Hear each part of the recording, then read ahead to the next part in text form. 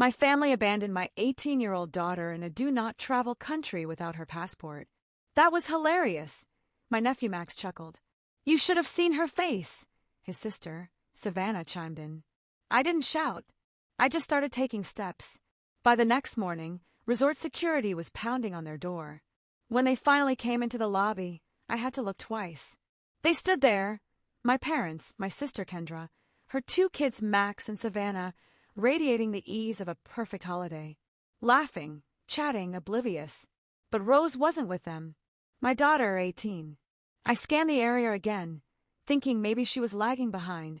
Perhaps she'd stopped to grab a bottle of water or run to the restroom, something. But no one turned around. No one brought her up. I felt Darius, my husband, shift beside me. He noticed it, too. Where's Rose?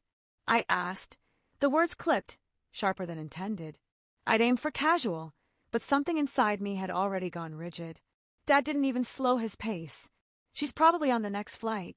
The next flight? I echoed. She lost her passport during the layover. Some confusion at the airport. She's sorting it out. Mom waved it off, a dismissive gesture. Something clenched in my chest. One of those deep, bodily warnings that something is wrong before your mind even connects the dots. She lost it during the layover? I asked, trying to keep my voice calm. In London. There was a beat of silence, the kind that makes your stomach lurch. Not quite, Dad replied. Darius turned toward them. What does that mean? Not quite. Oh, well, Mom said with a shrug. Our original flight got canceled, but your dad found us a much better deal. 2 layovers, and we saved a fortune. The airline didn't even want to tell us about it, but your dad insisted. They didn't list it online, Dad declared, beaming. Khartoum was quicker and cheaper. Total win. Darius blinked. Khartoum. I turned to face them fully. You rerouted through Khartoum. Dad shrugged again. There were lots of open seats. Plus, they compensated us for the canceled flight. We came out ahead. And where exactly did she lose the passport? I asked, though part of me already knew. In Khartoum, he replied. You're joking. I scanned each face, hoping to catch the hint of a smirk. Anything that would suggest this was just some tasteless prank. Nothing right. I repeated. Kendra looked uninterested. Savannah was already absorbed in her phone. Max nudged her and chuckled. You should have seen her face when she realized. Max chirped, his grin wide. It was priceless. Savannah giggled. She totally flipped out. Full panic. I thought she might pass out. I wish I recorded it, Max added. She looked like one of those prank show victims. I stared at them, not sure what shocked me more, their words, or the casual, amused tone behind them, like they'd watched someone drown and thought it was funny. You left her. I managed, barely a whisper. You actually left her behind? We didn't leave her. She lost her passport. Mom folded her arms. She's 18, Dad stated flatly. She's not a child. Kendra rolled her eyes. You're blowing this way out of proportion. She said she'd handle it. So let me get this straight, I said slowly. My daughter lost her passport in a do-not-travel zone, and you all just left her there alone. She's smart, Mom said. You've always said that. Darius stepped forward now. His voice was calm, but I could see the rigid line in his jaw. Why didn't you stay with her? One adult. Just one of you could have stayed back and missed the flight. Dad looked genuinely confused. We're already here. What else were we supposed to do? You were supposed to not reroute through a high-risk country in the first place. Darius's voice was a low rumble of disbelief. You were supposed to tell us. We didn't want drama, Kendra muttered. And now you've got it. I retorted, the words sharp as broken glass. I pulled out my phone and started calling Rose. Straight to voicemail. Darius tried hers too. Nothing. Maybe her phone died. Mom offered. We told her to stay near the desk. Which desk? I asked. The one in the airport where you left her. No one answered. You're always acting like she can't function without you. Darius let out a quiet breath that somehow sounded louder than a scream. She's alone in Khartoum with no passport, no local contact, no embassy, and you thought she could function her way out of that? Savannah finally looked up from her phone. She said she didn't want to go through Sudan anyway. She kept going on and on about how unsafe it was, like It's not safe for women, this, and we shouldn't be rerouting that. Max snorted. She was acting like a baby. Maybe she should just stay there. She fits in better. I blinked. What did you just say? He looked up, grinning, utterly unbothered. I mean, her dad's black, right? So, she fits in more than we do. Darius's arm tensed, a rigid line beside me. Kendra stepped in fast. He didn't mean it that way. I didn't say anything bad, Max insisted, still grinning. I'm just saying she was freaking out over nothing. I stared at the boy, then at Kendra, then at my parents, and something cracked in me. Not loudly, not like a break, but like a joint quietly slipping out of its socket. Painful, yet so subtle no one noticed at first. I turned back to Darius. We're fixing this, I said, my voice steady. He nodded once, already pulling up flights on his phone behind me. Mom called after us. You don't have to make a scene. But I wasn't making a scene. Not yet. That would come. I've spent my entire life trying to earn decency from people who only ever offered me conditions. Growing up, Kendra could have set the house ablaze, and my parents would have shrugged. She's just expressive. Meanwhile, I was once grounded for asking what Biowa meant during dinner. Apparently, I was being smug. You'd think adulthood would even things out. But no, the golden child glow-up carried on right into motherhood. Kendra had Max and Savannah, and suddenly she was the heroic single mom who did her best every time she let them eat candy for dinner or screamed at a cashier. Mom would just whisper, parenting is hard. Meanwhile, when Rose was 4 and cried at a birthday party because she didn't want to hit the piñata, my dad said she was too sensitive. You have to toughen her up, he told me. Can't baby her forever. And by the time Rose hit high school, she was winning awards left and right. Honor roll, math club champion, a citywide science grant at 17. And yet, every time she accomplished something, someone in the family would redirect. That's great, Mom said once. But you don't want to be just academic. You should try a sport, too. Like basketball. Basketball. She's 5'2" with asthma and coordination issues, but sure. Or my personal favorite. Being smart is good, but being well-rounded is better. This from the same people who framed Max's first macaroni craft like a gallery piece. They always said she was so mature for her age. But it came with an asterisk. It meant she was expected to put up with everything. Laugh off backhanded compliments. Absorb comments about her hair being distracting, or her voice being too sharp. Darius, my husband, Rosa's father, used to say we were imagining things, that perhaps it wasn't racism, just generational blindness. That we couldn't prove intent. And I clung to that for years, because the alternative hurt too much. But looking back now, who was always there, truly there, I thought if we were generous enough, gracious enough, they'd see who Rose really was, that maybe they'd love her for it. That's why I paid for this whole vacation, the hotel, the meals, the excursions, even the flights. It was my idea, a way to celebrate the business milestone Darius and I had reached, and maybe, stupidly, a way to bring everyone closer. I should have known better. After Rose didn't arrive at the resort, I asked them to search their bags. Just to be safe, I said. Maybe her passport slipped into someone else's backpack during security, or got stuck behind a tray table and ended up with one of them by accident. Kendra rolled her eyes. You think we hid it? No, I said carefully, but I think if there's even a small chance it got packed by mistake, it's worth looking. They resisted at first, acting insulted, defensive. Dad muttered something about them, not being the enemy here. But when I kept pressing, things started to get strange. Max, Kendra's 11-year-old, suddenly couldn't look me in the eye. Savannah looked like she was holding back a laugh. Then Kendra said, it was already too late. What were we supposed to do? I turned to her. What? She froze. I didn't mean. Dad jumped in. The point is, it's not like we planned for any of this. Darius stepped forward. What exactly do you mean by too late? No one replied, so I said it aloud. You found her passport. The silence was deafening. My pulse thudded in my ears. You found it after she couldn't board? Still no one spoke. Savannah leaned back on the couch like she was settling in to watch a show. Max suddenly looked like he wished he could vanish. It was Max who broke first. I just hid it as a joke, he muttered, eyes on the floor. She was being annoying. Kept saying Sudan was dangerous and we were going to get kidnapped. I figured she needed to chill out. My mouth went dry. She told you it wasn't safe? Yeah. He nodded. She kept looking stuff up and warning us. It was getting on our nerves. Like, okay, we get it. It's not Disneyland. I turned to my parents. And you all knew this.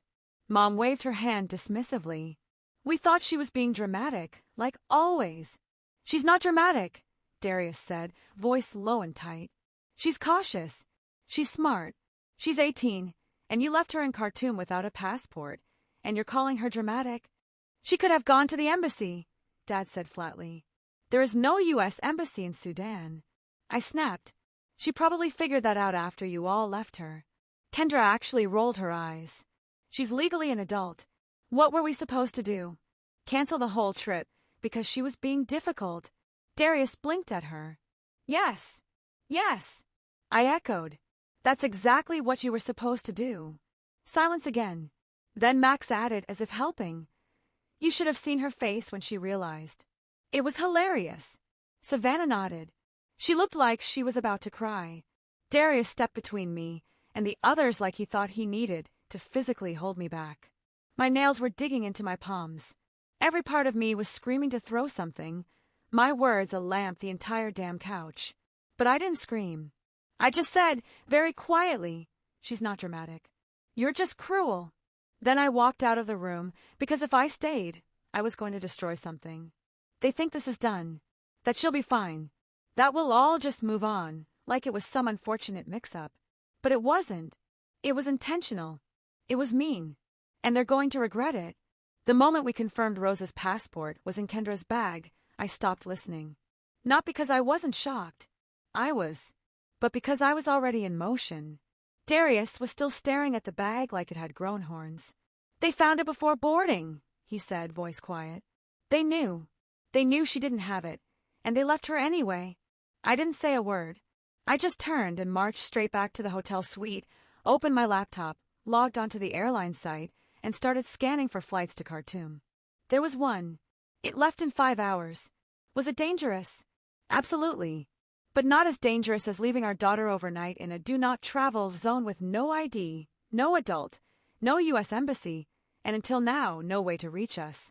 Darius leaned over my shoulder. You stay. I'll go, he said, already pulling out his wallet. I didn't argue. He was right. Khartoum was not a safe place for a young black woman alone, but it also wasn't a great place for me either, especially not if we needed someone to coordinate the fallout here. We booked it. One one-way flight for him. 2 return tickets for the following morning. 1 for him, 1 for Rose. The clock was ticking. He needed to leave soon to get through check-in, and we still hadn't heard from her. I had tried her phone dozens of times. Signal unavailable. No voicemail. Just silence. I tried again and again. I don't know why I kept thinking it would suddenly connect, but on the 9th try, as I refreshed the airline confirmation page for the 100th time, I heard it ring. Then another. Then a shaky, tear-streaked mom. I nearly dropped the phone. Rose. Oh my God, Rose, are you okay? A shaky breath on the other end. I've been trying to call. Nothing was working. The Wi-Fi is garbage. My SIM won't connect. I couldn't get anything to load. I thought something was wrong with my phone. No. Everything's fine now. We found your passport. I said quickly. I'll explain later. The important thing is Dad's coming to you tonight. He's flying out in a few hours. He's bringing it.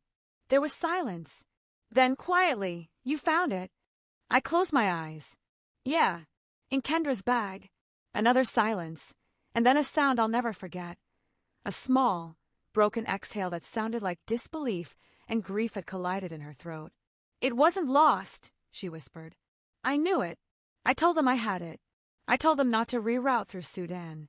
I told them this would happen. I know, I said. I believe you. She didn't cry. Not really. But her voice cracked when she added, they said I was being dramatic, that I watched too much TikTok. That airport's airport. But the staff didn't even want us there. It wasn't even on the rebooking list. At first, Grandpa made a scene, and then suddenly it was an option. Of course he did. I muttered, the words bitter. I tried to tell them it wasn't safe, but they laughed. And then Max said I was freaking everyone out and should go cool off. Then I couldn't find my passport. I leaned against the desk, gripping the edge until my knuckles turned white. You're in the airport now, though? Yeah, still in the terminal. They almost forced me to leave earlier. I pretended I was waiting for someone, found a food stall, and sat down. I haven't moved. It's loud and gross and weird. Some guy asked if I was married. My stomach twisted, and another one offered to help me fix it if I owed him a favor. That was it. I pulled the laptop closer, opened the hotel reservation portal. Darius was already packing. I could hear the zipper on his suitcase. I was done waiting. Dad's on his way, Rose. Just hang in there. He'll be at the airport tomorrow morning. You'll see him. Just stay put. Don't show you're alone. Don't talk to anyone else. You've done everything right. There was a pause. Can you tell him to hurry? I nodded, even though she couldn't see me. He's already moving. After I hung up, I sat still for a few seconds, just listening to the hum of the mini fridge and the low buzz in my ears from sheer rage. And then I opened the hotel group reservation page and started clicking. First our suite, still booked. Then Kendra's suite. My parents' rooms. The family block. I had generously reserved at full cost because I thought this vacation would be good for us. Cancel them all. Every last one. They could figure it out. Surely, there'd be a clever reroute for that, too. Darius emerged from the bathroom, shaving kit in hand. Did she sound okay? She's holding it together. But she's scared. Of course she is, he said. Then he looked at my screen. What are you doing? I didn't look up, taking back my generosity. He smiled tightly. Need help? I shook my head. Nope, I've got it. By the time he zipped his bag and kissed my forehead goodbye, I had also opened the return flight portal. Let's see how resourceful they really were. Because if they could leave my daughter in Khartoum, they could absolutely figure out how to get home from Crete on their own dime, preferably with 3 layovers in economy with no legroom and no snacks. And if that seems petty to you, well, imagine your 18-year-old daughter alone in a dangerous foreign country, begging strangers for Wi-Fi while her cousins laugh about how funny it was to watch her panic. Then talk to me about petty, because we weren't even close yet. They were due back that evening, Darius and Rose. My heart had been ticking in double time ever since he boarded that plane. I spent the night tracking their flight, refreshing the screen, so often my thumb still ached. I didn't sleep. I didn't even sit down. By morning, I was running on caffeine and cold fury. And that's when I heard it, knocking. Not just any knocking, the kind that echoes through tiled hotel hallways. Angry, refusing to be ignored. It was coming from 2 doors down, my family's rooms. I stepped into the hallway, just in time to hear someone shout, "You can't do this. We have children." A calm, professional voice replied, "Sir, your booking was cancelled. Checkout time has passed. If you do not leave voluntarily, we will be forced to call local authorities." Another bang, then the wail of a child. Then my mother, her voice brittle and self-righteous, snapping something about this ridiculous overreaction. I went back into my room and shut the door, not to block it out, just to stop myself from laughing. They had tried to spin the story the night before. My dad pounding on my door like I owed him something. My sister fuming. My mom, with her best, "This isn't how we raised you" face. But they were already gone in my head the moment they left my daughter, her stranded passport hidden in one of their bags like a joke. That was it. That wasn't family. That was sabotage. The night before, they came stomping up like toddlers in matching temper tantrums. My mom knocked hard enough to rattle the lock. I opened the door an inch, then another, then all the way so I could see them fully when I said no. "You canceled the rooms," my mom hissed. Her eyes narrowed. "Without telling us." I'd let the front desk break the news. Kendra folded her arms. "That's cruel, even for you." "Cruel." I blinked. Cruel is rerouting my daughter through Sudan and abandoning her in the transit zone when she couldn't board. She lost her passport, my dad snapped. "She didn't lose it," I said flatly. "Max took it. You found it. And you said nothing. So, no, I'm not paying for your vacation. You're punishing all of us." "You punished yourselves," I said. "All I did was stop funding it." My mom stepped forward like she was going to scold me like I was still 15. I didn't move. I didn't flinch. We have kids with us, she said. Savannah's crying. Max is scared. Are you really going to make us move hotels? Or pay for your own rooms? I'm not stopping you. Kendra's face twisted. So that's it? One mistake and we're cut off. One mistake. I almost laughed. A harsh, brittle sound. You rerouted my daughter through a high-risk country to save a couple $100. Then you hid the fact that your son took her passport. Then you abandoned her. Then you made fun of her. So yes, that's it. They stood there stunned, like they expected me to fold. Instead, I said, this conversation is over. I shut the door and returned to the quiet of the morning. Through the thin walls, I could still hear raised voices, the manager arguing about policy, my dad shouting louder, clearly trying to take control of the situation. I caught the word lawsuit and had to stifle a laugh. Eventually, the noise faded. Later that afternoon, I checked the hotel group chat. A new message from Savannah popped up. This place is disgusting. No AC. The beach is 2 hours away. Can we please come back? I muted the chat. Naturally, they try to spin the story to the rest of the family, too. Messages started dripping in. Your mom said it was a misunderstanding. What happened? Is Rose okay? I replied to each one with the exact same message. They rerouted Rose through Sudan to save money. Max hid her passport. She got stuck. They left her behind. No sugarcoating, no added commentary, just the plain truth. Most of the responses were silence. One aunt wrote, "Oh," and never followed up. I guess it hits different when you say the story out loud. Darius and Rose returned around 8 that evening. I met them in the lobby. She looked older.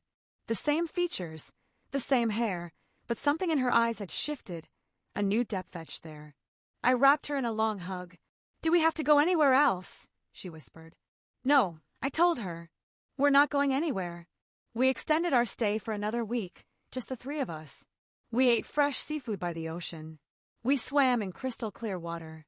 Rose slept in and spent her afternoons reading in the sun. Darius would rub my shoulders any time I flinched at a new message alert. I didn't reply to a single one. When we got home, I cut off all financial support. No big announcement, no dramatic message. I just stopped. They reached out a few times, calls, guilt-tripping, passive-aggressive texts. I ignored them all. When tax season came around and my mom asked if we were still paying for the insurance, I responded simply, "No, we're not." Silence. I confessed to Darius that I still felt guilty. He said, "You know what guilt really is?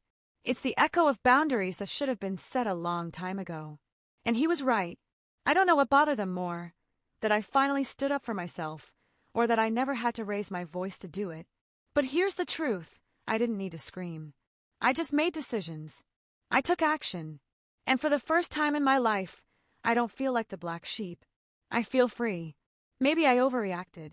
Maybe canceling their hotel and flights was a little petty. Or maybe it was the only way they'd ever understand a sliver of what Rose endured. What do you think? Was I justified in pulling the plug on their trip, or did I take it too far? Share your perspective in the comments below. And if you're looking for more tales of resilience, unexpected twists, and everyday heroism, subscribe to Echo Tales for new stories every day.